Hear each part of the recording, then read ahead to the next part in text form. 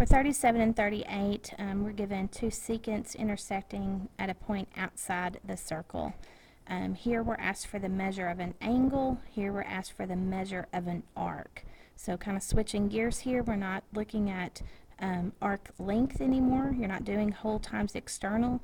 You're going back to degree measures. So when the intersection is outside and you're looking for an angle whose vertex is outside the circle, remember the relationship is the angle is half the difference of the two arcs that angle intercepts.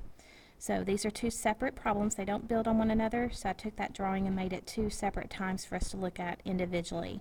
So on number 37, we're given the measure of arc MH, so that's from here to here, to be the 74 degrees, the measure of arc OT to be 36 degrees, and asked to find the measure of angle N. So we know our angle, which is the measure of angle N, is half the difference of the two arcs.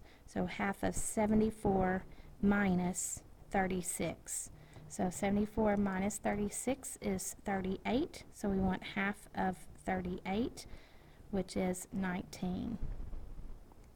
So the measure of angle N is 19. Don't forget your degree symbol as your units for the angle measure. Number 38, you're given the measure of angle N, you're given the measure of arc OT, and asked to find the measure of arc MH.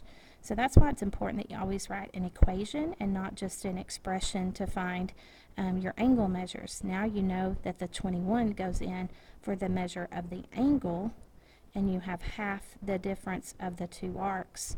The larger arc is the unknown, so we'll write this as x minus 18, not 18 minus x. So the first thing I would do is get rid of the fraction instead of distributing and keeping a fraction. If you'll multiply both sides by 2, you'll have 42 on the left side, and the 2 times the 1/2 will be 1, so they'll just cancel, and you'll be left with x minus 18. So to solve for x, all you have to do is add 18 to both sides and get x equals 60. Remember again, the measure of the arc is in degrees, so that's 60 degrees.